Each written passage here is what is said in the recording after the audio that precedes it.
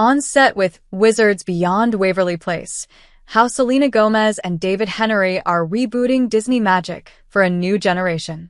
Former Wizards of Waverly Place co-stars Selena Gomez and David Henrie used to drink wine with Henrie's wife and ponder what their characters Alex and Justin Russo would be up to today.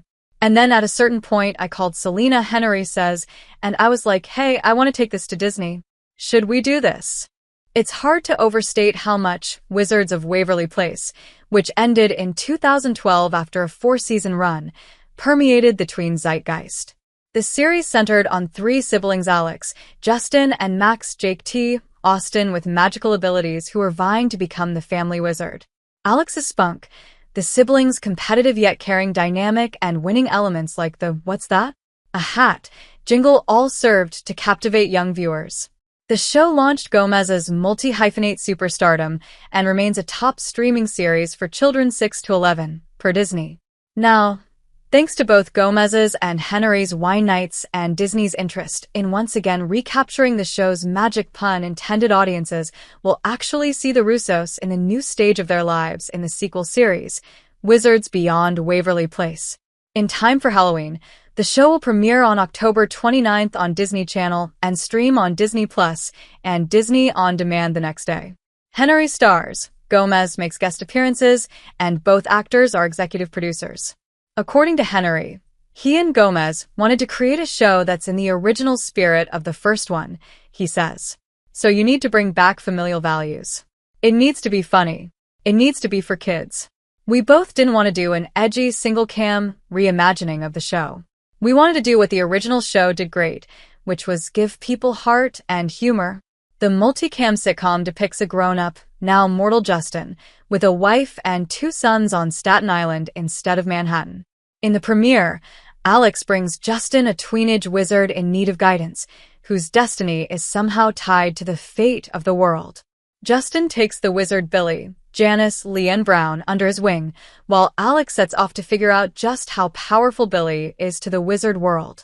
Executive producers Scott Thomas and Jed Elinoff, who co-created Disney's That's So Raven reboot, Raven's Home, run the revival. The show is starting off with a cast younger than the original show did, with Justin's 2 sons, played by Alkeo Thiele and Max Matenko, Billie and her friend Winter, Taylor Cora, ranging from elementary school-aged kids to preteens, and that was intentional. The target audience is kids 6 to 11 and their parents, says A.O. Davis, the president of Disney Branded Television. It allows us to have some time to really just treat kids like kids and tell kids stories, because once they get to high school and you start introducing romance or crushes or anything like that, there's no going back, Thomas says.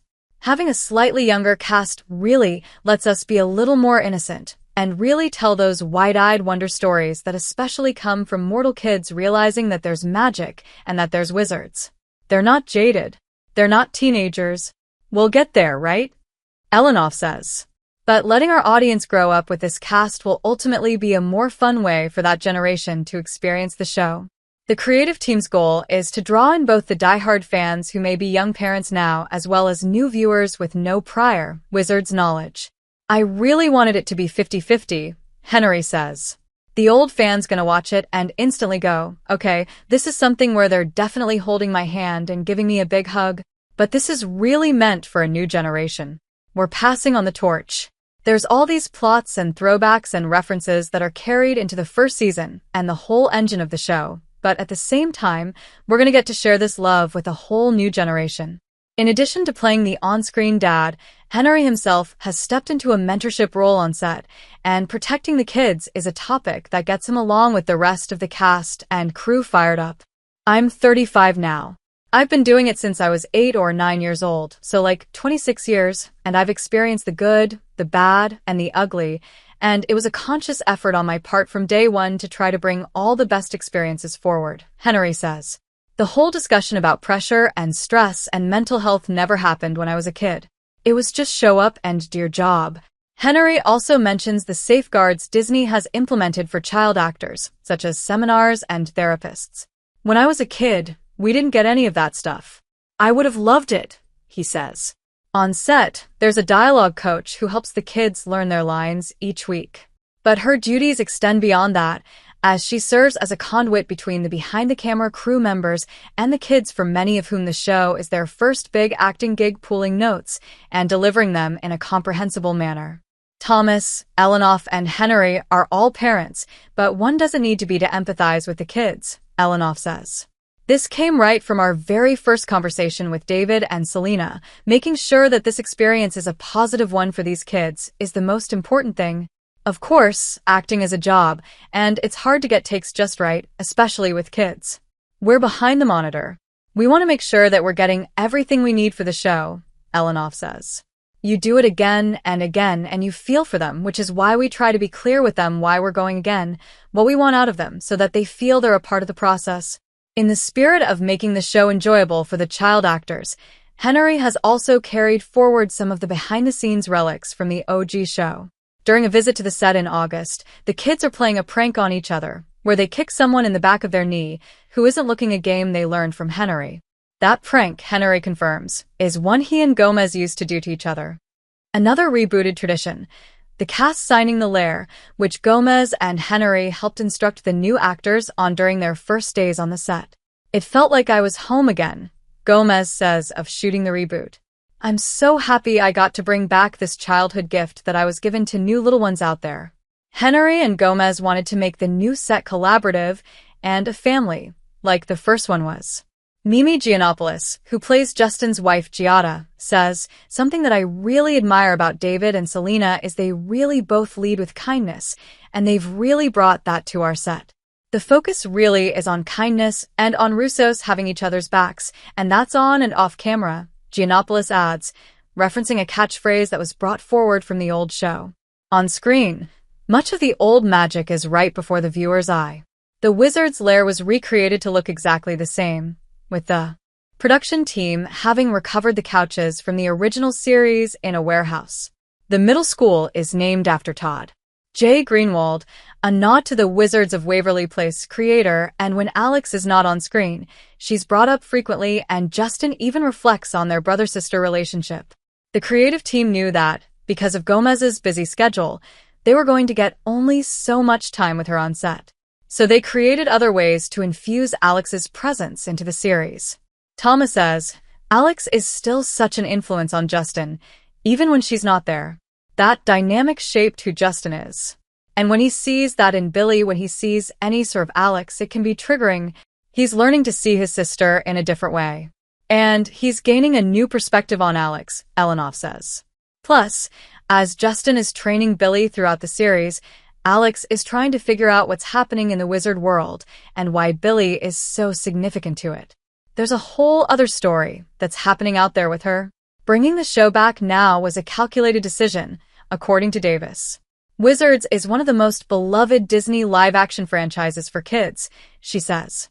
The love for the series is very much alive. We talk about this show as our North Star. On top of that, Gomez and Henrie are on board, who are helping us lean into all the hallmarks of what makes the series so special. Thomas echoes the importance of receiving Gomez and Henrie's support in the revival. We wanted to go into this knowing that David and Selena really wanted to do this, he says. They love this show. They love the legacy of the show. They loved their experiences on the old show. Thomas continues, I also think that it's really important to let some time pass from an old show to a reboot or a continuation of that show, otherwise, you're just making more episodes of the old show. It has to stand on its own 2 feet. Nearly unheard of in the streaming age, Wizards Beyond received a 21-episode order for its first season. For comparison's sake, Raven's Home had a 13-episode first season, followed by 20-episode orders for seasons 2 to 5 and an 18-episode 6th and final season. What we know about kids is they have this voracious appetite, and when they lean into something and they start engaging, they continue to consume and watch and watch and watch, Davis says. And given Wizards' huge fan base, Disney felt it was a great opportunity to give them a healthy volume of episodes so that they could engage on a regular basis with their families, she adds. When asked about what success might look like for this revival, Davis brings up projects such as High School Musical, Goosebumps, and Bluey. They are all titles that pierce the cultural zeitgeist, she says, and launched the careers of actors such as Olivia Rodrigo. The actor at the front and center of this project, Janice Leanne Brown, whose role mirrors Gomez's Alex, might not realize how much her life's trajectory could change.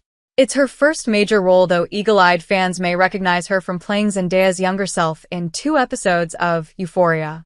Gomez even provided Leanne Brown with some advice. She told me to not get in my head too much about it, to be myself, stay true to myself, Leanne Brown says. No matter what people may say about my appearance, the way I may talk, or whatever, it didn't matter. In many ways, Leanne Brown feels like the role was made for her. I'm adopted by my grandparents, she says. She feels similarities to Billie, who worries she's not going to be accepted by her found family, the Russos. It really meant a lot to me because to me, my grandparents are my found family and my uncle. If the 6 seasons of Raven's Home provide any indicator, more seasons could be coming. Raven's Home is proof that there's a hunger for it. And that's the fun of it, right? If you start with a kid who's 12 when you get them, they're 17 by the time you're done with the show, Elinoff says. Thomas and Elinoff already have a 2nd season planned and have hopes to expand beyond that as the actors grow up. While only time will tell about the show's future, it's clear Disney believes Wizards Beyond Waverly Place will leave viewers just as spellbound as the original did. We feel really confident that our audience will love Wizards' continuation as well as the cast led by Janice, Davis says. More than anything, what the creative team hopes shines through is the innocence that was at the heart of the original show. One of the writers on the sequel series found an old Facebook post inviting her friends to watch the Wizards of Waverly Place finale with the parenthetical, "This is not a sleepover. You're all coming over to watch the finale, but you have to leave by 8 Thomas jokes." Adds Elinoff. It's such a moment in time.